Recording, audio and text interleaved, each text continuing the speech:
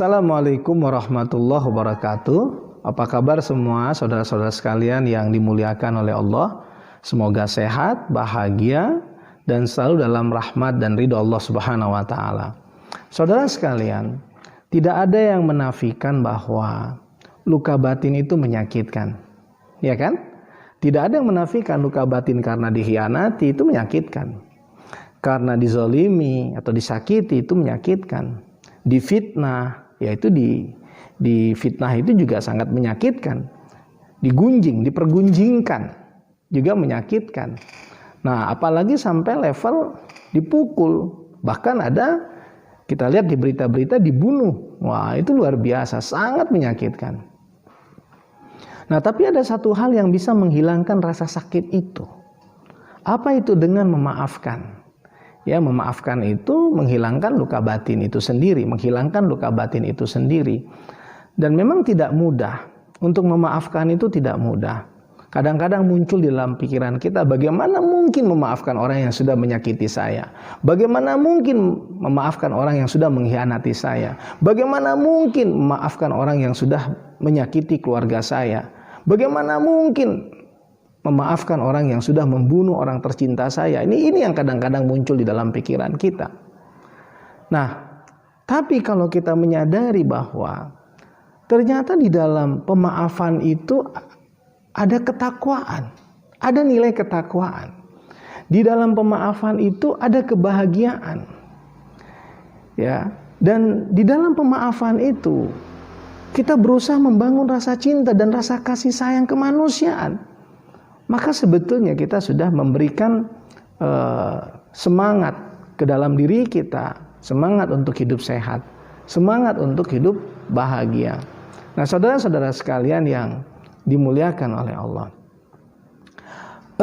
orang-orang yang memaafkan kesalahan orang lain, ya, orang-orang yang memaafkan kesalahan orang lain, saya yakin di dalam dirinya pasti ada nilai kebaikan.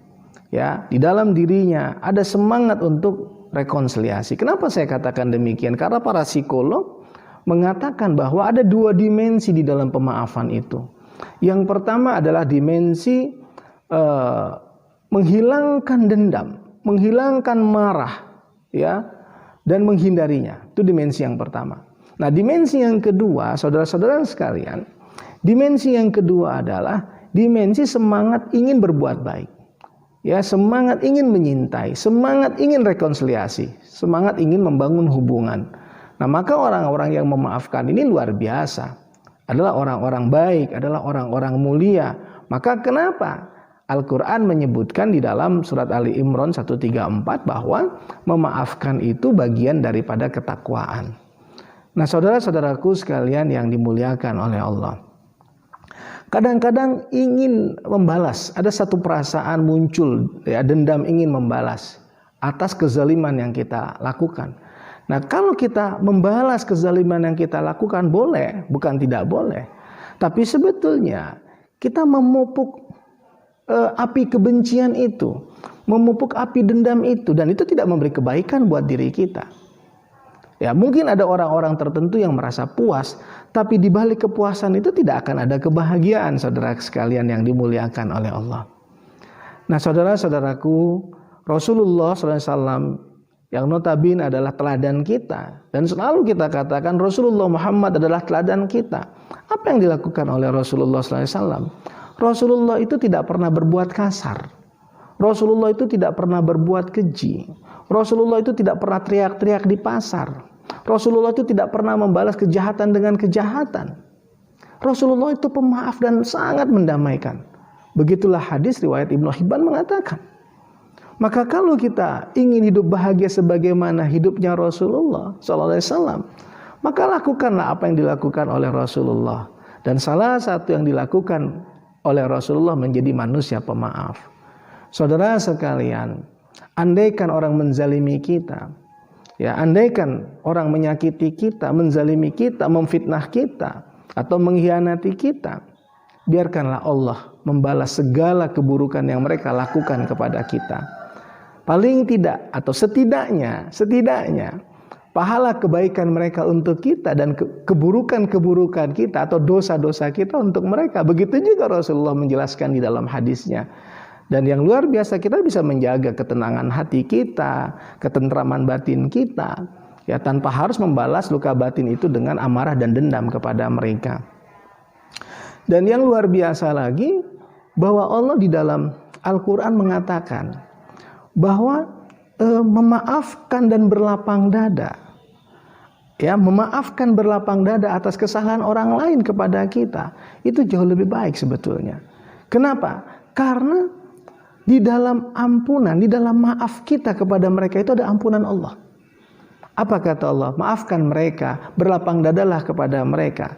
Tidakkah ingin kalian Allah mengampuni dosa-dosa kalian? Allah Maha Pengampun lagi Maha Penyayang. Itu disebutkan oleh Allah di dalam surat An-Nur ayat 22.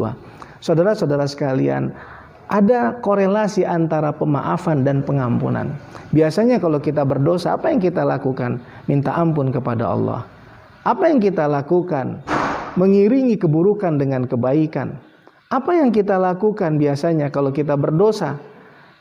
Apa yang kita lakukan kalau kita berdosa? Berbuat baik, beribadah.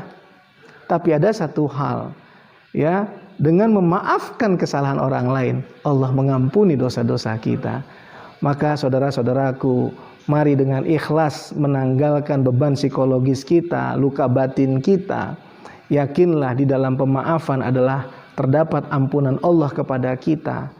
Sehingga ketika kita memaafkan kesalahan orang lain, kita bisa menjaga kualitas hati kita, menjaga ketenangan hidup kita, ketentraman batin kita, kebahagiaan kita tanpa terkontaminasi oleh amarah, oleh dendam dan lain-lain.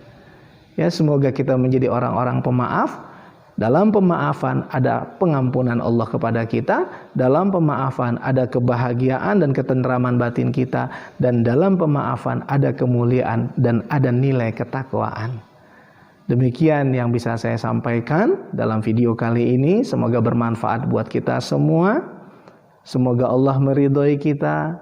Saudaraku sekalian, terima kasih untuk subscribe-nya, like, comment, and share. Assalamualaikum warahmatullahi wabarakatuh.